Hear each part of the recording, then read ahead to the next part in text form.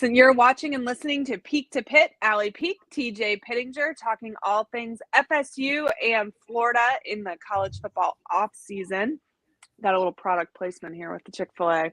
If they want to sponsor us, that would be great. Yeah, what are they waiting on? What are they waiting on? This house lives on Chick-fil-A. The Lord's chicken gets consumed in this house at least once a week. Yeah, we went today. We were trying to kill some time. We were trying to kill some time because Dad forgot that Bryant had a dentist appointment. But if I would have remembered that, we wouldn't have been killing time. But I was like, hey, you guys want some ice cream? And they were like, Chick-fil-A ice cream? And I was like, yeah, you get it every time we get a kid's meal, but I usually just eat it. But this time I went and got it and gave it to him, and I got a large Chick-fil-A drink too. So yeah, I'm all about it. If they'd like to pay us, that'd be great. Peak to Pit brought to you by Brunt Insurance. You can give Greg and the team a call if you're watching, if you're listening to this, at 954-589-2204 for all of your insurance needs. We'll give them a plug and a shout out again a little bit later. But let's jump right into it. I wanted to talk to you tonight. And if you guys are watching, if you guys listen later, make sure that you're commenting. Make sure you subscribe to the channel. We're kind of switching up some of the way that we do content and some of the way that we talk about the Noles and Gators. So do us a favor and hit the subscribe button, hit the thumbs up button. And then we'd love to see your comments. We'd love to kind of hear what you guys think about what we're saying as well. But tonight we want to talk about the 2023 season. And I posed a question, Allie. We talked about this a little bit, and we're not going to agree here. So if you're new to the channel, this is just what happens. We're not going to necessarily agree, but for good reason, I think. Is the 2023 football season more important for the Florida Gators or for the Florida State Seminoles? Obviously, every fan is going to take their side because if things are well and going good with your team, who cares what your rival is doing? But I think there are probably arguments for both. I can see arguments for both. Obviously, as an FSU fan, I'm going to take the FSU side of this. As a Gator fan, I would expect you to do the same. But I can see both sides of this. I do want to talk about it, though, and kind of get some of your thoughts. So let's start with Florida first. Let's talk a little bit about what you think and why this year is so important for UF. And then I'll chime in with some thoughts, and then we'll move on to Florida State and then see how much we can argue tonight. So I actually think this is going to be slightly shocking to you, but I think the 2023 season is more important for Florida State than it is for Florida. Oh, switch it up. Curveball coming your way. Made me play heel. All right, very good. Right. Okay, so I'll tell you why. I think both seasons are important, right? I mean, I think every season is important, but I think both seasons are important for totally different reasons, or maybe not totally different reasons, actually, now that I think about it. But this is Napier's second year. This is going to be his first year with majority Napier recruited players, whether that's guys that he signed in his bump class or whether that's guys, more importantly, truly, I think that came over from the transfer portal or that were in his first signing class, because those are the guys making more of an impact this upcoming year, right? Like odds are his bump class isn't having a ton of starters this season from there, but he's run off or they've chosen to go in a different direction. Most of Mullen's players, guys that were still there, I would say that this is probably a 75-25 Napier to Mullen team at this moment, which means now it's time to live or die by the guys you brought in for your system. And I think this season is important in that the way this season goes will determine whether year 3 is the last opportunity he gets, or maybe he'll be like Norvell and he gets, a 4 or 5 out of that. But I think it's important for that reason. But I don't think it's important in that regardless of what happens in this season, I don't believe he's going anywhere unless there's some sort of scandal that happens off the field or something like that. Like, I don't think there's a scenario where he gets fired after only his second season, no matter how this year goes. I think that seat could potentially get really, really hot, but he's going to be here no matter what. Do you think, okay, so we say that, but like if they go 2-10, I think they would fire him, right? Like I know they, so like I just don't really foresee a way that Florida goes 2-10. Like I will back up and say that. Like I think that there's enough on the schedule where really the floor for the Gators. Is probably there like a 5-ish wins. doomsday scenario? Probably. Because like if you're 2-10, then you're like losing the locker room. So like that's the only. Now again, I don't foresee Florida going 2-10, but I think they would. That's a doomsday scenario. I think it's very, very, very unlikely that 2-10 happens. But I think there's not a lot of potential scenarios where Napier doesn't get a year 3. I think it would have to be like a really drastic situation, and I don't foresee that happening. I honestly think that he's too organized and too good of a CEO to hit the floor that low, which would be required. I mean, I think McElwain was gone after 2.5 years, which is the shortest tenure of Florida coaches in any recent memory. And some of that had to do with his own relationship with the media. Some of that had to do with the fact that there were players going to like Gainesville Health and Fitness to work out and hiring their own trainers, and that was getting out. Like, I don't think it really had just to do with the product on the field. Why McElwain didn't get that full 3rd year. I think that there was other off the field things at play. So it's going to more than likely he will be here for year 3. Now, whether or not that seat is really hot for year 3 obviously does depend completely on year 2. I think so. Let's say Florida wins 7 to 8 games this year. I think you then got to win 10 in year 3. You win 10 in year 3, you absolutely get a year 4, and you kind of, go on from there. But the seat is hot if there's less than 7 to 8 wins. And, I've been watching your Twitter, and you come on the show and you tell me you think that this schedule is harder than last year's schedule. And I said it was easier or whatever. And then you're on Twitter talking about how it should be easy for Florida to get 10 wins. So I don't know this trolling that you're doing, TJ. Yeah, you got to don't bite on any of the Twitter stuff. Although I will say, but here's what's tough, completely realistic. When you look at the amount of talent, right, just straight talent that Florida is going to have on their roster, sure, compared to every other team that they play, they should win 8 to 9 games this year, right? Yeah, especially considering the games that are probably toss-ups. Like when you look at the amount of talent on Florida State's roster and Florida's, though Florida State brings back a lot of guys, when you look at how people were recruited and where all of that falls, blue chip ratio, Florida's got a better blue chip ratio than Florida State does going into the 2023 campaign. And so when you look at that, I think Florida should win.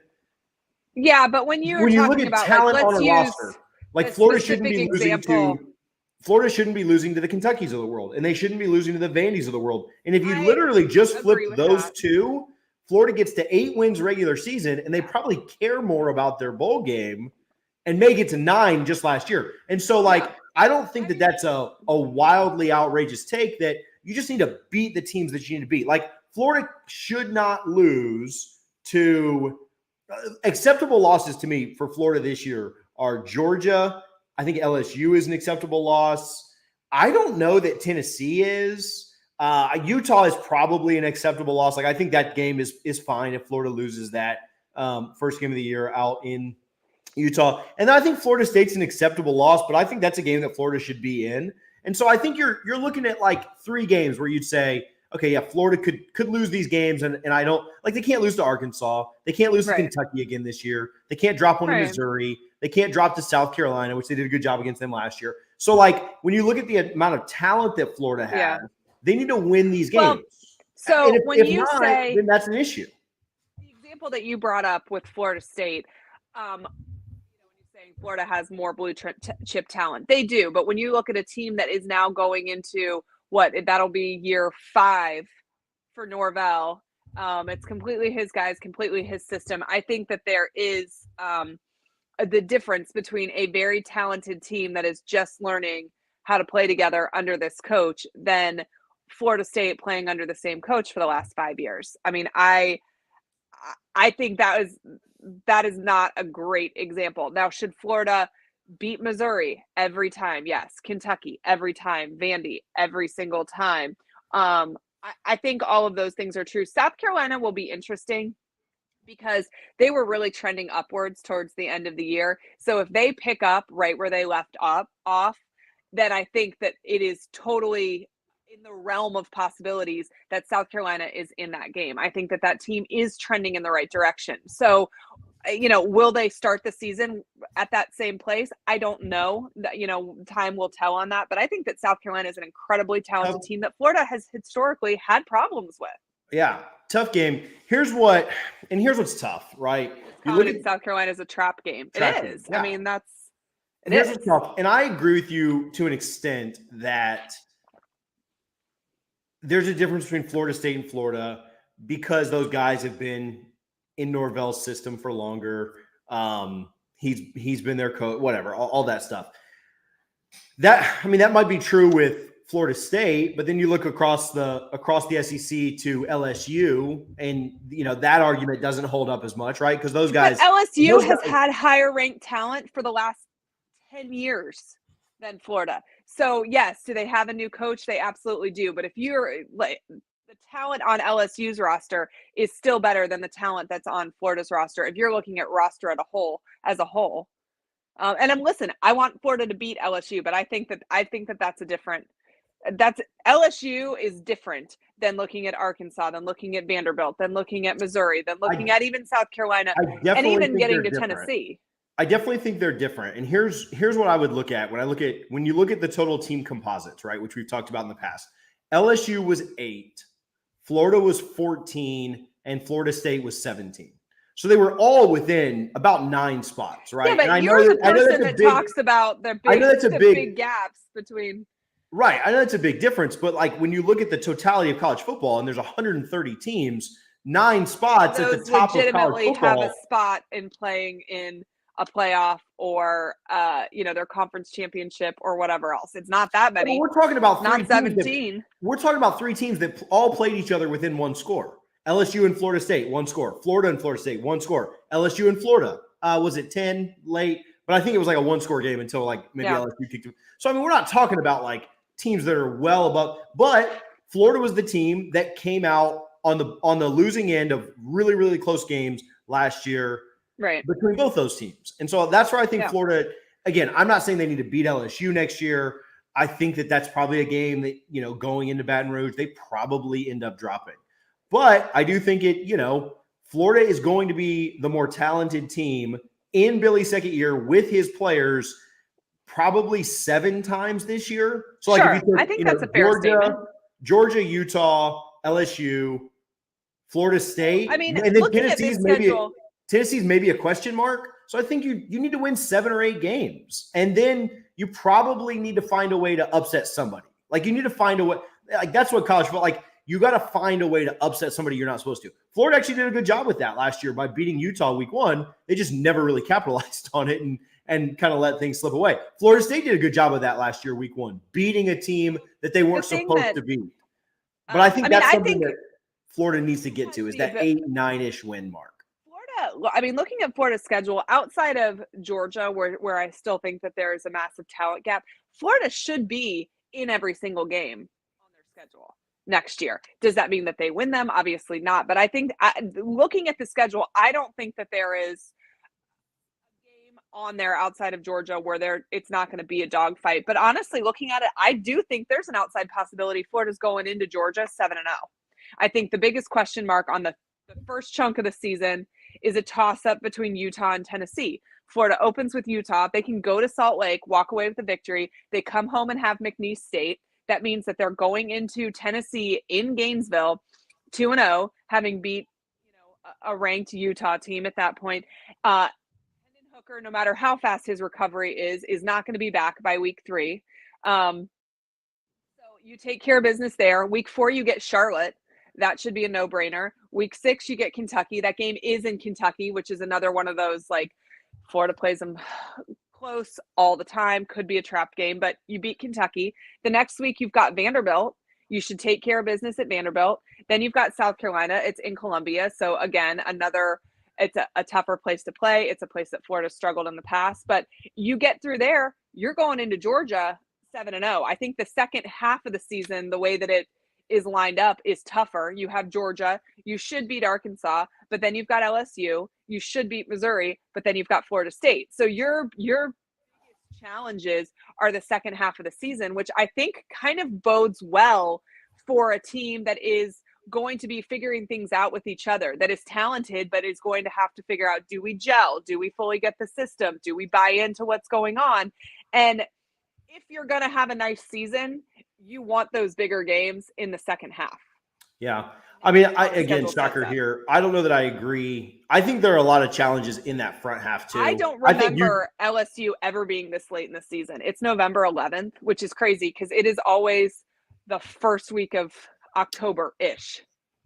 Yeah, always a lot earlier. But I do think there are a lot of challenges in that front end. Like there's if they go into that Georgia game 7-0, I think they ought to build Napier a statue, because I think the fact that Utah on the road is really, really tough. Yeah, I mean, with a team that is almost brand new. I mean, Florida brings back, we'll talk about returning production, but Florida brings back about 52% of the returning production. I just think that that's going to be really tough week one. Again, Tennessee, I think, could be really tough, even if it is Milton. He looks great against Clemson. Milton looks great. And at Kentucky, I think Kentucky did a really good job of getting – not that I think all three of these teams win. I think Kentucky did a really good job of getting Leary, and I think they're going to have a really good quarterback again next year. And, that's always just kind of a weird, awkward place. And then, like you said, South Carolina is really, really tough. I'm not making a joke with this, but I mean, Florida can't even overlook Vandy. I mean, based on what happened last year. So I don't know, 7-0. Well, I'm not saying they are going 7-0. I just think that it is a possibility that they go in 7-0. I mean, Florida doesn't run the table this season. Don't get me wrong. There's losses to come. I just think that the tougher matchups are the second half of the season. Florida will drop some. It's not like they're going undefeated or anything like that. But I think I personally would prefer the tougher matchups the second half of the year. I think that if you are going to have a shot in them, it is better to get them in November than it is to get them in September. So we'll talk in another video, another episode about expectations. So you've got Florida State as the more important I do. More important year for either team. And so I'll agree with that. Obviously, I'll take the Noles on this too. I think that you're spot on about Florida. I think that how Florida's season goes doesn't really matter, again, unless it's like a 1-11 or 2-10 type scenario where things are going completely off the rails and you lose a locker room and stuff. Then it's probably just best to make a change. But if they go anywhere from 6-6 to 8-4, like, I just don't think it really matters. I mean, 8-4, I think would probably feel pretty good. I think 8-4 would be great. I think that's a step. But yeah, I think as long as you're like around the 5-7, 6-6, 7-5 range, I mean, then it is to me, it's a mirror image of what Norvell's year 3 was, right? It's like, all right, well, 2 underperforming years to start.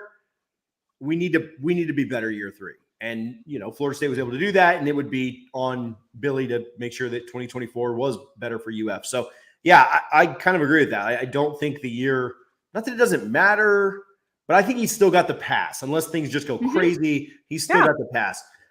Florida State's year, going to come in with a lot of expectations. We'll talk about expectations later. But why do you have Florida State in this spot as being the year being a little bigger for them? So a couple reasons. I think that expectations is a big part of it. Florida State finished the season with 10 wins. I think there's a lot of hype going into this offseason. There'll be a lot of hype to start camp. And so that will be an added pressure that Florida State hasn't felt in this locker room under Norvell. They haven't felt the pressure of, we should win our conference. We should take care of, everybody but Clemson on our schedule. Maybe LSU, I guess, because you guys open with LSU. But looking at Florida State's roster and looking at their schedule, they should, at a minimum, go 10-2. And that's a lot of pressure, I think, for a team that hasn't felt that type of pressure. The other thing that I think is that Norvell, there's a lot of expectations and pressure because his recruiting has to improve. If you get 10 wins, let's say he goes ahead and gets 10 wins this season, but is still going to finish somewhere, between 10 and 15 recruiting wise, I don't think that gets Florida State a national title. So then you have to start thinking about, where are our expectations? Are we okay with a 10-win season year in and year out and playing in our conference championship most of the time, and that being our ceiling? Or do we need to bring in a better recruiter? And I think saying Florida State needs to fire Norvell by any means. I just think there's going to be a lot of pressure, because in the beginning it was, how can we expect him to recruit a highly signed class when this team has, wins 5 games or does whatever? Like, he's going to have to rebuild this whole image to get recruits to come here. Well, now he has. Now he's won 10 games. But to be a contender on a regular basis, you are going to need to finish top 8 all of the time, but there's an argument to be made for top 5 every 2 of every 4 years or something like that, to at least have a shot at continually being a playoff team. And so I think the pressure's on now to prove that he can do that. He's done a great job in the transfer portal. I think he's done a good job signing guys of need to positions of need, but he hasn't cracked that upper echelon of recruiting. And so I do think there's got to be pressure there. Yeah, I was talking to somebody earlier this week, and I think you're spot on. I think he absolutely has to recruit better. They should sign a pretty large class this year. Mm-hmm. And so even if it's not like, which they have a 5-star committed there, they have another 5-star that they're heavily in the mix for. And a lot of people would say that, Florida State leads for him. So if they're able, last year, 2 teams signed more than one 5-star. I'm sorry, back that up. 8 teams signed more than one 5-star. So, I mean, that, if you're only one of 8 teams to do that on any given year, and I'm sure there's some years that number 6, some years it's 10. I'm sure it fluctuates within there. So if you're one of the only 8 teams to sign 2 elite guys, I mean, that certainly takes them a step forward. But even with that, it's going to be a huge class, because they had so many guys come back this year, right? That last COVID year of eligibility, that are going to be gone next year. No matter how good or bad this season goes, Jordan Travis and Johnny Wilson and Trey Benson and Jared Verse and 2 or 3 offensive linemen and Fabian Lovett, who came back. Both linebackers are going to be gone. There's going to be a lot of guys that move on. And so they're going to be able to take a lot of kids, first of all. And so I think that, if he can't – now, again, wheels go off. They get way off the rails and way off track and win 7 games this year – then they're not going to recruit the top 10 class. I think they lose a lot of those guys. But if they do about what they should and win 9, 10, 11 games, somewhere in there, then I think, you should certainly see a top 10-ish class, right? Like, I think you should be in that 7 to 10 range, if not better, but to be better than that, then you're talking about upseating some of those absolute elite powers, right? Like who are you knocking out of the top 5, right? You're knocking Clemson out. But you've got to, if you're gonna. Eventually it has to be done. I just think that, those teams, what's tough is those teams have sustained success and they're winning 10, 11, 12 games every single year. And so Florida State just winning 10 games 1 or 2 years doesn't automatically supplant what Ohio State's done for the last decade, right? So you're not kicking Ohio State out. You're not kicking Bama out. You're not kicking Georgia out. So the prospects of this year finishing top 5, even with a 10-win season, to me seem pretty slim, because those teams you're competing for, the Alabama, Georgia, Michigan, Ohio States, they're all winning. They've all won 10 games year after year, and they're not letting up anytime soon. So I think you have to take better than 14. I think you have to start to take those smaller steps up, right? This year has to be about getting inside the top 10. And if that's 8, that's 8, right? If that's 10, that's 10.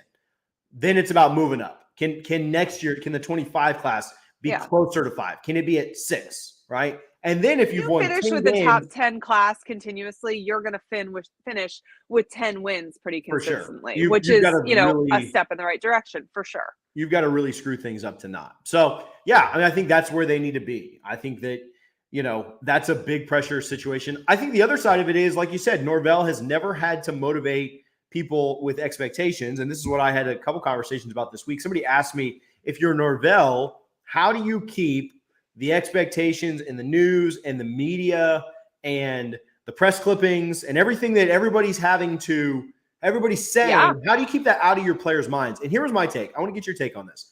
I said, if I'm Norvell, I'm not. I want them reading everything that they see. I want them hearing all of it, and I want them to embrace it. And I want to tell them, yes, you are this good. Don't shy away from it. Don't hide from it. Don't be scared of it. You are this good. Now you've got to go out and prove it. Now you've got to go out and back it up. Because on paper, you're this good. Everyone thinks it. Everybody thinks you're going to be a top 5 team to start the year. Everybody thinks that Travis is a contender for the Heisman. There's a reason Vegas has you top 8 right now in championship odds. If I'm Norvell, I'm not wasting time trying to hide that from my players because, first of all, that's impossible with social media. That's impossible with, our iPhones that we have out 90% of the day. I'm embracing it. I'm 100% saying, no. We're not shying away from any of this. You guys are a dang good football team. Now you need to go out and play like it. Read your press clippings. Yes, all of that they're saying is about you. Now you need to live up to it. And so you're going to do one of two things. You're either going to live up to it or you're going to fall flat on your face because you couldn't live up to it. And so that's I think that's more of how I don't think there's any trying to protect them from the noise or shield them from what people are saying. I mean, Florida State started a freaking Heisman campaign for Jordan Travis. Right. They're not shying away from it. I don't think that they're trying to shy away from any of that. I think they're trying to embrace it. And the big thing for Florida State this year is it's all going to be in how they start. LSU week 1 and Clemson week 4. And so you've got an opportunity. And then from there, not that upsets can't happen, but if Florida State starts the year 4-0, I think they're going to the playoff. Right. I think if they beat LSU and Clemson, I just don't think there's enough left on their schedule to worry me because you could drop a game throughout the rest of the year and you'd be fine. So I'm not predicting that. I don't think they start the year 4-0, but if you start 2-2, every goal that you had, well, you could still make the ACC championship. And so you could still get to theoretically 11-2 by winning the ACC championship. But then you're just going to a New Year's Six Bowl, right? Which, again, if you'd have told me when he took over in year 4, you're going to New Year's Six Bowl, you're going to win the ACC, I probably would have taken that. Right.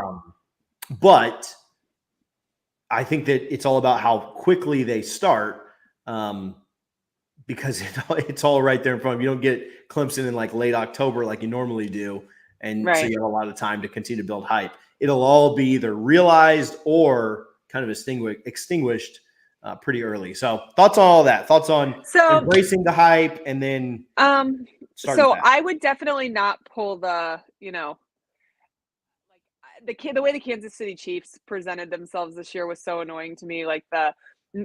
Everybody doubted us and blah, blah, blah. And literally no one doubted you. And this is your second Super Bowl in the last 4 years. Literally no one was doubting you. This is dumb. So I would definitely not go that route. I almost think I would go the history and legacy route. You guys have an opportunity to live up to this name and do something that this name used to do on a really regular basis. You have former guys that are, that this program was built on their back. They're counting on you. You can bring some honor back to a name that used to carry a lot of clout in college football. You can do that. You are talented enough to do that. Are you going to take that step, or are you going to be like the Florida State teams of late that drop a game that they shouldn't at least once a season that, has been subpar? I might go the history and legacy way, but I don't think you can't hide it, right? You can't shield them from it. It's going to be on the news when they turn it on. It's going to be whatever. I just think you do have to be very careful of you are this good, because we're talking about college kids that get big egos and big heads. And then you put NIL in there too, and whatever, that I could see that going off the rails, but I would potentially put the pressure on them of, it is now up to you to bring the standard back. And you are capable of it. Let's see if you can live up to it. But I don't know. I definitely not shield them from it. Don't hide from it. That's not the right move, in my opinion. Yeah. So I think it's a different coaching job that he has to do this year. than he's ever had to do. It's easier to coach when you have no expectations, right? And it's easier to motivate too, because you can say it's us against the world. Look at those newspaper clippings. Nobody believes in you. Nobody thinks you have a chance to make the conference championship game. Look at the Vegas odds. They don't think you're going to beat so-and-so, so-and-so, and so-and-so. Let's prove to them that you can. That's a much easier motivational tactic than like, yeah, you're good. Don't screw up.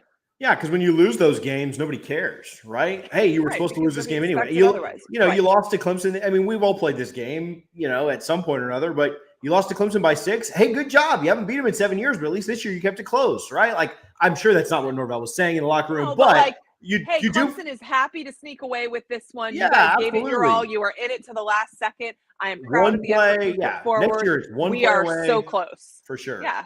And so it's going to be different this year, right? Now, I do think Clemson will be a favorite, and that game's on the road. And I think Clemson wins that game. But I think you'll probably get them in a rematch in Charlotte. And to me, that's, the best case scenario for Florida State is you come out and you beat LSU. And then I think there's very little pressure on – there's going to be pressure, but I think there's less pressure on Florida State when they go and play at Clemson, right? Right. Because if you lose that game – you can still make the ACC championship with the new ACC format, and you'll get a chance in a rematch. And if you get a chance in a rematch on a neutral field, everybody wants to be the team that lost the first game. Sure. And if you beat LSU and you lose to Clemson, but then beat them in a rematch, and you're 12-1 and 2-0 against the SEC, and you've avenged your loss against Clemson, I mean, you're going to the playoff as the 12-1 ACC champion. So let me ask you this. Let's say Florida State comes out and loses to LSU. How do you keep the train on the tracks from that? And especially from a hype perspective when they've listened to this all season long. All season long. I think you do go back to some of that history stuff that you talked about, right? I think you go back to the fact that Florida State won their first national title by losing the game, and they still were able to come back and win it. Florida's won 3 national titles without going undefeated. Ohio State just a couple of years ago lost their opener against Virginia Tech and came out in 2014, won it all. So I think you kind of, say every goal that we have in front of us is still there, right? If Florida State loses to LSU and then runs the table and goes 12-1 at that point, winning the ACC, I mean, they're still in the playoff. And so every goal that you would have in front of you is still there. So I think you're certainly let down.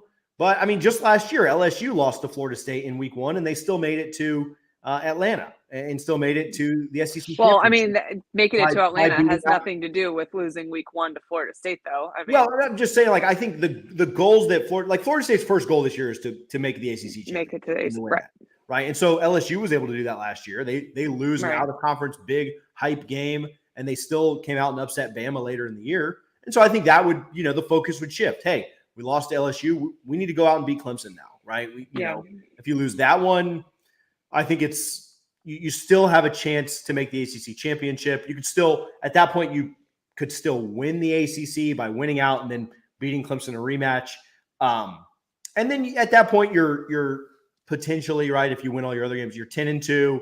You're going to the Orange Bowl, because I think you finish 5th or 6th. I don't think you get in unless there's just insane chaos. But so I think you're finishing 5th or 6th. You're going to the Orange Bowl, and it's a chance to win a big game. Not the season you wanted, but again, I think it would mean a lot for Florida State to finally win the ACC and try and take the conference back from Clemson. So, but yeah, I think if you lose to LSU, I think it's just, you just got to move on.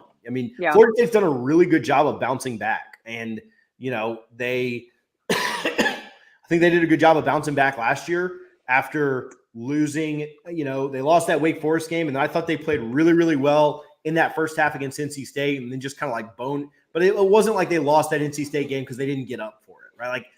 They played up and then just had a bunch of mistakes. And then the very next week, you had Clemson coming to town. And again, I think they played up for that game. I don't think they lost. It wasn't a situation where they let one loss turn into another. So they did a good job bouncing back this year when they lost games. They did a good job bouncing back when there was adversity within games. They trailed in the first half, both against Florida and Oklahoma. And those games were tied very late, and they had to go down for game-winning drives very late in both games. And so I think that they've done a good job of bouncing back under Norvell. And so, I'm not predicting they lose to LSU. They'll just bounce back and beat Clemson, because I think that game is very, very tough. But, I Right. don't think it'd be like, oh, man, they lost to LSU. Now everything goes off the rails.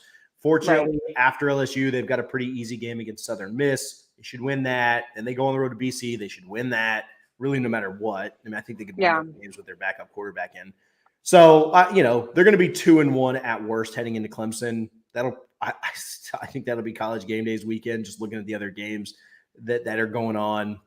And so there'll be the hype and excitement around it. And so if they can, they'll do their best to try and bounce back. But, yeah, I mean, there's no doubt. If Florida State wins against LSU, I think they're ranked something like 3rd or 4th in the country. I think they're going to start the year around 5, anywhere from like 4 to 7 or 8, maybe 9, but that feels a little low.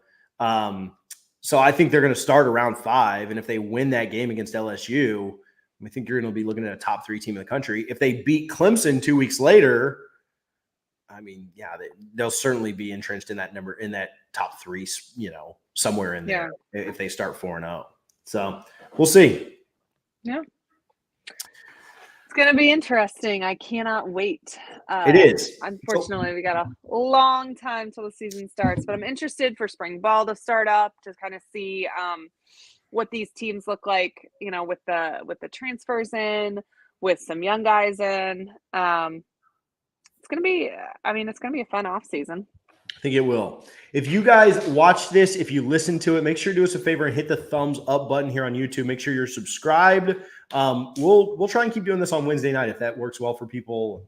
We've kind of gone back and forth between Tuesday, Wednesday, Thursday, but if people like it on Wednesday, then we'll try and keep it consistent there. But we appreciate you guys for tuning in, for hanging out. Appreciate Brunt Insurance.